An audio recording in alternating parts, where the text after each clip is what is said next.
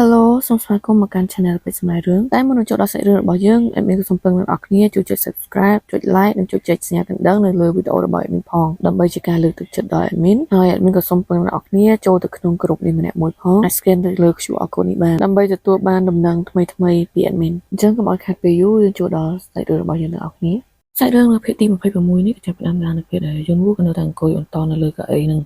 ហើយព្រមទាំងគិតថាខ្ញុំប្រហែលជាធំខ្លួនស្រាណាស់ហើយមកទៅនោះក៏លើសំឡេងរបស់ថេយមបានហៅយន់វូថាយន់វូក៏បានងើបមុខឡើងពេលនោះក៏ឃើញថាថេយមក៏បានមកដល់ព្រមទាំងនិយាយថាខ្ញុំតាមរកឯងយូរហើយព្រមទាំងបែកញើសខ្លាំងមែនតើបែបដង្ហក់អញ្ចឹងយំក៏បានយកដៃរបស់គេទៅប៉ះថ្មរបស់យន់វូ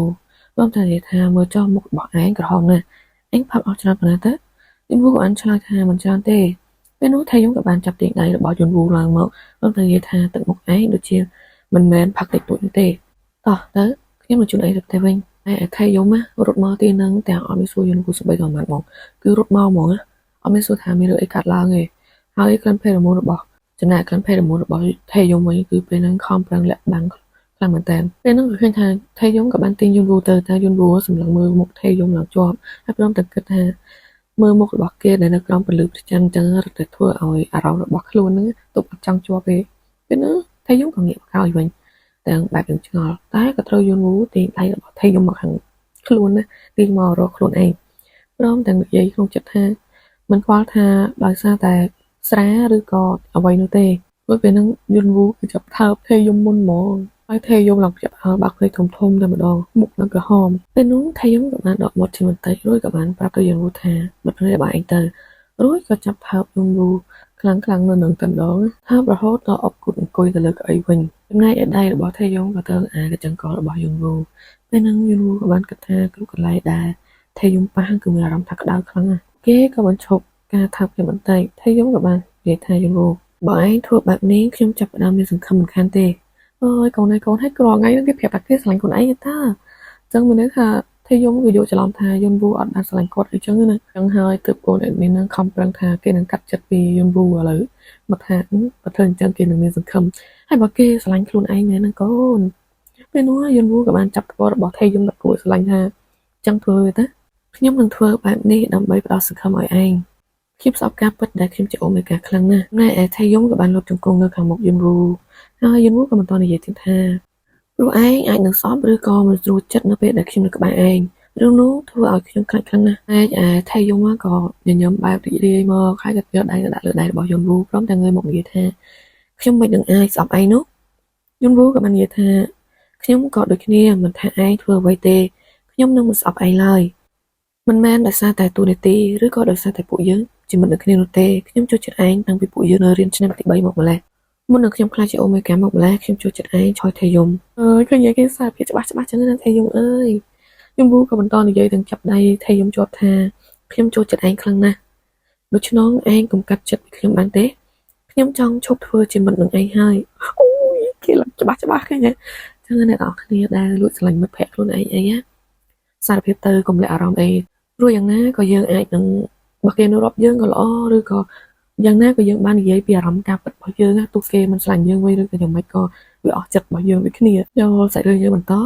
ពេលនោះយំវូក៏បានសួរទៅកាន់ថេយមថាតើឯងគិតយ៉ាងម៉េចដែរចំណែកថេយមងើយមុខឡើងមកនិយាយទាំងគួរស្រឡាញ់ថាខ្ញុំក៏ដូចគ្នាពេលនោះយំវូក៏និយាយទាំងបែបរីករាយមែនតើថាអញ្ចឹងល្អហើយមើលទឹកមុខពួកគេទាំងពីរនាក់ឡើងក្រហមពេលនោះថេយមក៏បានទៅថាព្រមយូរបន្តិចហើយមករុកឡើងដល់ខ្ជូតមែនតើពួកគេក៏បានសើចរីករាយឲ្យគេថាពេលហ្នឹងដោះស្រាយមន្ទិលក្នុងចិត្តបានអស់ហើយអញ្ចឹងពួកគេធូរចិត្តរឿងខ្លួនណាចំណែកសាច់រឿងក៏បានកាត់មកផ្ទះរបស់យន់វូពេលនោះក៏ឃើញថេយមអង្គុយនៅលើកែនឹងស្រាប់រួចក៏សួរទៅកាន់យន់វូថាមុតទឹករួចហើយមែនទេពេលនោះយន់វូក៏បាននិយាយថាមែនហើយឯងខលទៅអ្នកផ្ទះហើយឬនៅពេលនោះថេយមក៏បាននិយាយថាខ្ញុំប្រាប់ពួកគាត់ថាខ្ញុំដេកនៅផ្ទះរបស់ឯងយន់វូក៏និយាយថាល្អណាស់ទាំងមកអង្គុយចិត្តថេយមចំណែកថេយមក៏និយាយថានិយាយតាមត្រង់ខ្ញុំនៅតែមិនចង់ជឿយន់វូសួរថារឿងអីថេយមយកដៃទៅប៉ះសក់របស់យន់វូតិចបណ្ដាហើយរួចក៏និយាយថារឿងដែលឯងជាអូមេហ្គាហើយពួកយើងបានគេជាមួយគ្នាហើយឯងក៏ចូលចិត្តខ្ញុំដែរពេលនោះយន់វូក៏សួរទៅចឹងខ្ញុំនិយាយបែបហ្នឹងមុនព្រោះខ្លាចឯងគិតខុសប៉ុន្តែឥឡូវនេះខ្ញុំស្វាងហើយខ្ញុំស្វាងមួយសន្ទុះហើយណាណែថេយមក៏និយាយថាខ្ញុំមើលដឹងនិយាយទាំងញញឹមថានិយាយអញ្ចឹងហេតុអីឯងចូលចិត្តខ្ញុំ រួចក៏ផ្អែកទៅលើស្មារតីរបស់យន់វូចំណែកយន់វូក៏និយាយថាចុះឯងវិញហេតុអីឯងចូលចិត្តខ្ញុំថាយំក៏បាននិយាយថាមិនដឹងទេដឹងត្រឹមថាខ្ញុំចូលចិត្តឯងវាតាំងពីឆ្នាំទី3នៅវិទ្យាល័យសម្រាប់ឯងត្រូវទេប៉ុន្តែសម្រាប់ខ្ញុំមិនចាំថានៅពេលណាទេពេលដែលខ្ញុំមានសតិមកវិញខ្ញុំចូលចិត្តឯងបាត់ទៅហើយអញ្ចឹងមានន័យថា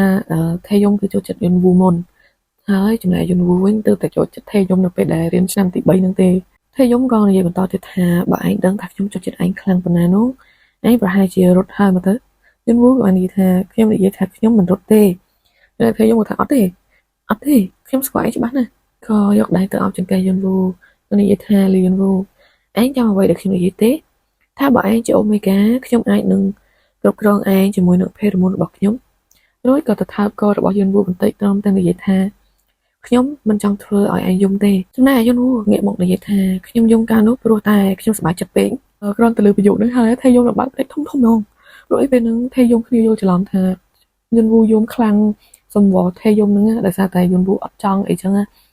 ឬគិតថាភេរមន្តរបស់ខ្លួនឯងនឹងធ្វើឲ្យយន់វូពិបាកអញ្ចឹងបានថាពាក្យហ្នឹងមានរឿងយល់ច្រឡំគ្នាឡើង5-6 ឆ្នាំហើយដោយសារតែអត់បើកចិត្តនិយាយគ្នាដូចថាតាមពិតពួកគេគឺស្រឡាញ់គ្នារឿងខ្លួនតែដោយសារតែអត់បើកចិត្តនិយាយគ្នាទើបបណ្ដាលឲ្យទៅជារឿងយល់ច្រឡំកាន់តែវែងឆ្ងាយពេលនោះយន់វូក៏បាននិយាយបន្តទៀតថាកុំគិតថាខ្ញុំយំព្រោះតែឯងបង្ខំខ្ញុំអីបើខ្ញុំពិតជាមិនចូលចិត្តវាមែនខ្ញុំមិនជប់ឯងបាត់ទៅហើយ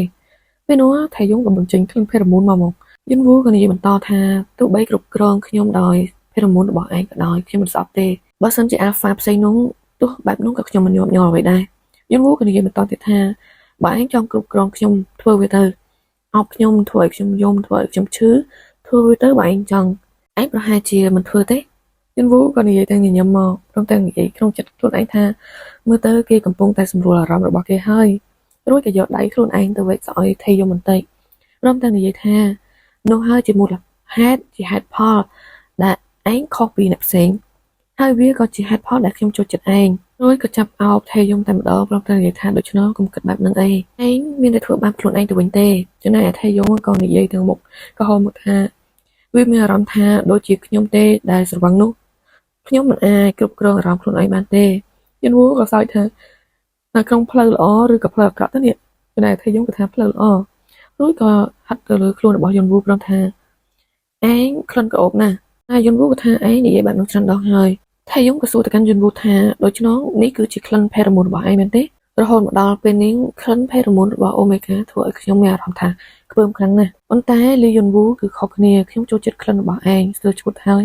រួចក៏ទៅអោនថើបយន់វូរួចក៏និយាយទៀតថាមិនក៏រឿងនេះអាចទៅរួចពេលនោះយន់វូក៏ថាធ្វើឲ្យថៃយំគ្នាភ្ញាក់ហើយក៏សួរថាកើតអីមែនទេយន់វូក៏និយាយទាំងមុខក្រហមមកថាអត់ទេគ្មានអីទេ